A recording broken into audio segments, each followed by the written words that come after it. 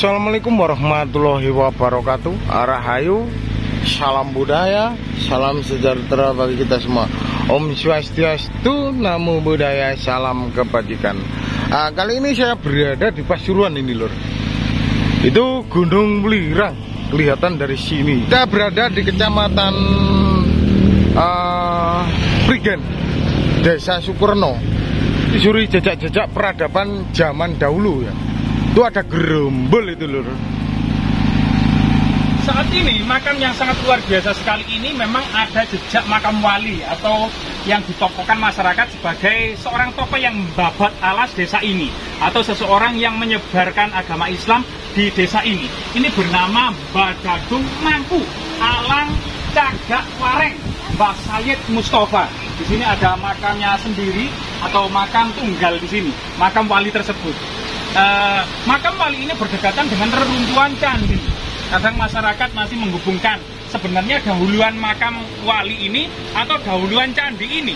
Tentu memang akan kita lebih objektif jika kemudian mengacu pada prasasti-prasasti yang ditemukan di area ini.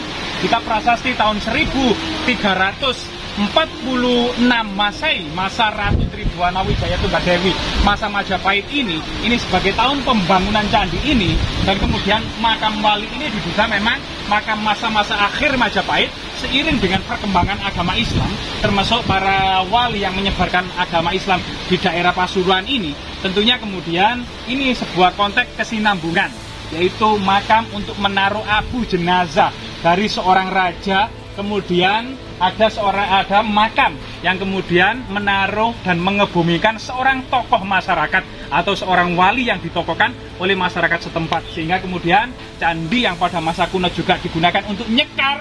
Kemudian makam wali sampai saat ini pun masih difungsikan untuk ini. Itu adalah sebuah struktur candi yang dahulunya terlihat sangat megah dengan ragam hias yang sangat halus, ragam hias berupa floral. Ini sangat halus sekali. Kemudian juga tidak menampakkan ciri-ciri Hindu Siwa, tidak ditemukan linggayoni maupun arca-arca yang panteon-panteon Hindu Siwa. Tetapi kemudian diduga pernah juga ada arca Buddha di atasnya, arca kecil.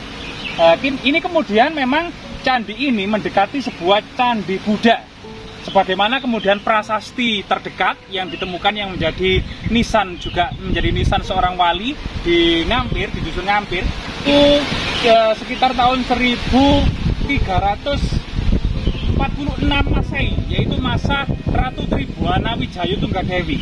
Diduga prasasti masa Ratu Tribhuwana ini merupakan prasasti masa pembangunan dari candi Buddha ini.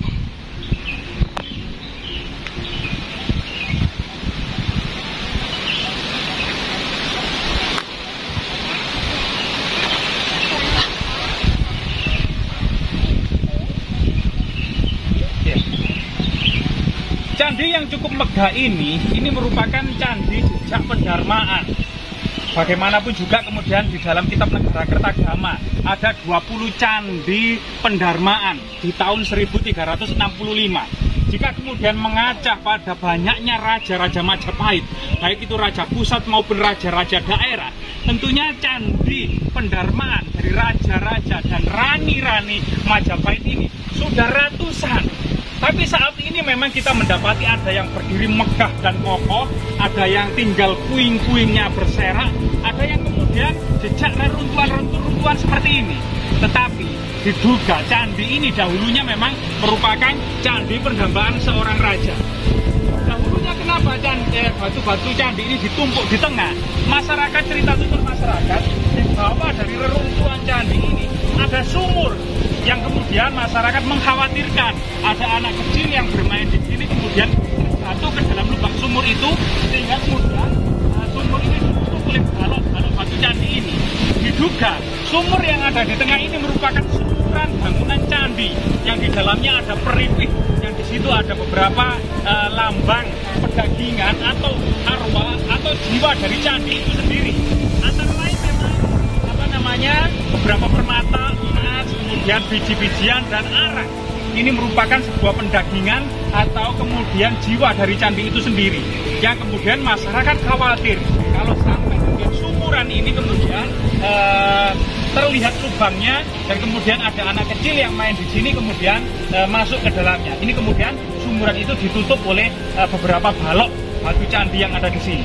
Diduga memang candi ini memang sangat besar sekali. Ada di tengah kedua pemakaman umum ini diduga memang bangunan utamanya. Ada pohon beringin yang sangat luar biasa sekali, yang sangat erat dengan kaitannya dengan bangunan kuno. Pada masa kuno itu memang ada pohon beringin. Pohon beringin yang dipercaya juga merupakan pohon yang sangat keramat pada masa kuno.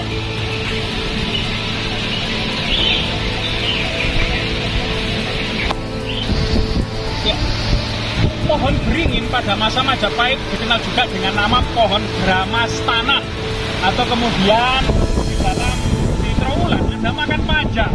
Makan panjang ternyata nisannya itu menggunakan prasasti, yaitu Pangadeging Bodhi. Yaitu Pangadeging Bodhi artinya itu adalah momentum menanam pohon Bodhi waringin. Sehingga kemudian dalam prasasti-prasasti lain pohon beringin itu juga disebut juga pohon Bodhi waringin. Nah, inilah kemudian keistimewaan yang ada di Jawa ini ternyata pohon Bodhi yang ada di India ini berbeda dengan pohon Bodhi yang ada di Jawa. Ternyata pohon beringin ini pada masa kuno juga disebut juga pohon Bodhi waringin. Itu kemudian lain kemudian pohon Bramastana.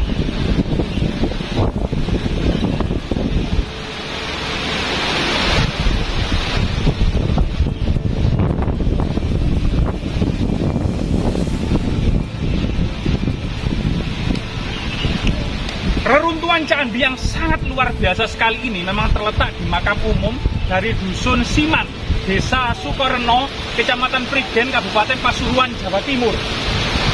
Reruntuhan kuno yang sangat luar biasa sekali ini memang tidak ada jejak ekskavasi atau restorasi oleh Balai Purbakala, yaitu Balai Pelestari Cagar Budaya Jatim. Artinya ini masih begitu natural, sebuah jejak bangunan kuno yang terserak kemudian ditata oleh warga dalam bentuk posisi persegi seperti ini. Sehingga kemudian sampai saat ini juga belum ada papan perlindungan dari Balai Cagar Budaya Jatim. Itu juga belum ada. Apalagi kemudian konteks edukasi dan kesejarahannya. Sekali lagi dari relief dan suasananya yang ada di sini menandakan candi ini bersifat Buddha, karena juga tidak disebutkan Linga dan Yoni. Tetapi kemudian jika candi megah ini bersifat Buddha dan jejak candi pendarmaan, atau ada seorang raja yang abu jenazahnya ditaruh di sini, kita juga masih kesulitan. Karena prasasti yang ada ditemukan di sini, yaitu prasasti Ngampir, itu tahun 1346 Masehi, masa Ratu Tribuana Wijaya Tunggadewi. Diduga memang candi ini berhubungan dengan sebelum masa-masa Empu Adityawarman pindah ke Sumatera, menjadi Raja Sumatera, Dharmasraya. Kemungkinan memang ada upacara serada yang sangat berhubungan dengan Empu Adityawarman. Entah itu memang meninggalnya atau abu jenazah dari Atwaya Brahman atau Kebu Anabrang, diduga yang paling kemudian mendekati dugaan itu adalah memang di sini itu makam seorang tokoh Singosari yang pernah berjasa pada ekspedisi Pamalayu, yang bersifat Buddhis, keluarga dari Gayatri Rajapatmi. Kemungkinan memang ini adalah pendarmaan dari Atwaya Brahman atau Kebu Anabrang. Berbagai macam situs peninggalan ini seperti ini memang merupakan objek edukasi, cagar budaya, dan sebuah bangunan monumental yang sangat penting dan tiada duanya. Wajib kita lestarikan, karena bagaimanapun juga jas merah.